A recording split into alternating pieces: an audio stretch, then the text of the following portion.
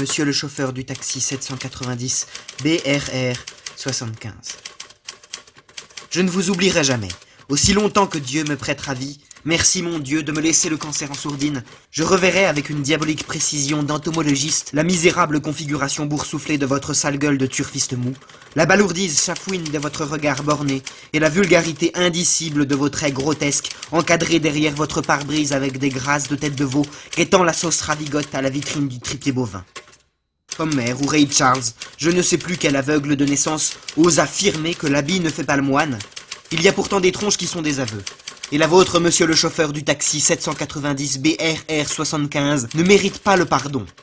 C'était un de ces matins d'avril parisiens, tout frémissant de printemps sous les platanes verts tendres, où l'imbécile et le poète se prennent à trouver la vie belle. Ainsi allais-je, du pas crétin de ma démarche alexandrine, l'esprit bourgeonnant de pensées éclatantes, quand vous parûtes, monsieur, et m'assombrît soudain la tranquillité. Vous vous êtes rangé le long du trottoir, à 10 mètres devant moi.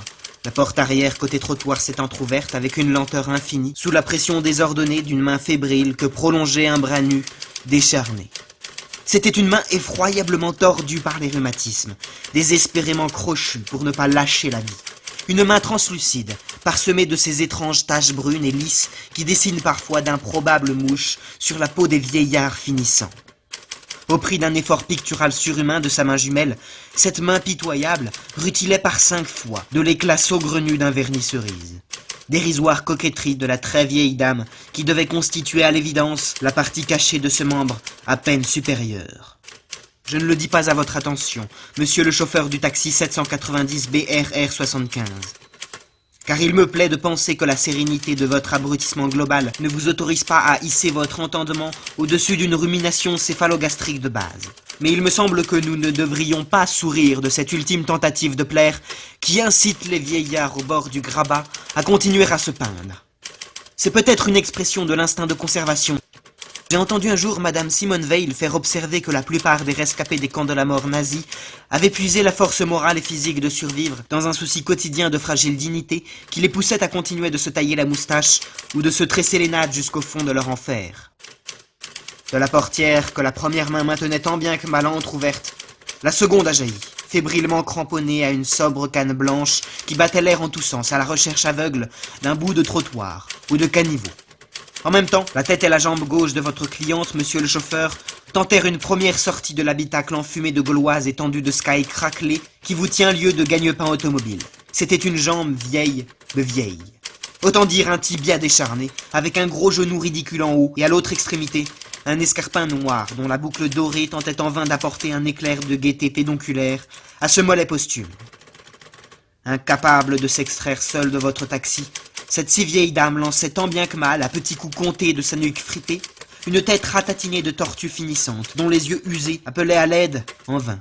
Au-dessus d'un de ses sourires humbles, des vieux dont Brel nous dit qu'il s'excuse déjà de ne pas être plus loin. Enfin, elle apparut à la rue tout entière, en équilibre au bord de la banquette, hagarde, en détresse, les bras tendus vers rien, les jambes ballantes au-dessus du bitume, le corps brisé, péniblement fagoté dans un sombre froufrou passé, surannée, elle apparut, ridicule. Enfin comme la mouette emmazouttée, qui ne sait plus descendre de son rocher. Cette scène, d'une consternante banalité pour qui sait regarder la rue, ne dura pas plus d'un instant, et j'y mis fin moi-même en aidant la vieille dame à toucher le sol. Mais cet instant me parut s'éterniser jusqu'à l'insoutenable à cause de vous, monsieur le chauffeur du taxi 790 BRR 75. Pendant tout le temps que cette dame, semi-grabataire, vécut en gaignant son supplice ordinaire, vous ne bougeâtes pas d'une fesse votre gros cul content de crétin moyen populaire, et vos pattes velues d'haltérophile suffisants ne quittèrent pas une seconde le volant, où vos doigts pianotaient d'impatience. Pas une fois, votre tête épaisse de conjovial trentenaire ne quitta le rétroviseur, où vos petits yeux durs de poulet d'élevage ne perdaient rien de ce qui se passait dans votre dos. Dormez tranquille, monsieur le chauffeur du taxi 790 BRR 75. Il ne viendrait à personne l'idée de vous inculper, à partir de mon témoignage, de non-assistance à personne en danger. Vous n'avez strictement rien fait de mal ou d'illégal, vous n'avez pas laissé un enfant se noyer, vous n'avez pas regardé un piéton blessé se vider de son sang devant votre capot. Vous êtes irréprochable. L'infinie médiocrité de votre lâcheté, l'impalpable étroitesse de votre égoïsme sordide et l'inégalante mesquinerie de votre indifférence ne vous vaudront d'autres opprobres que celui du passant quelconque, qui dans l'espoir de vous voir un jour tomber de béquilles pour avoir l'honneur de vous ramasser par terre, vous prie d'agréer, monsieur le chauffeur du taxi 790 BRR 75, l'expression de ses sentiments distingués.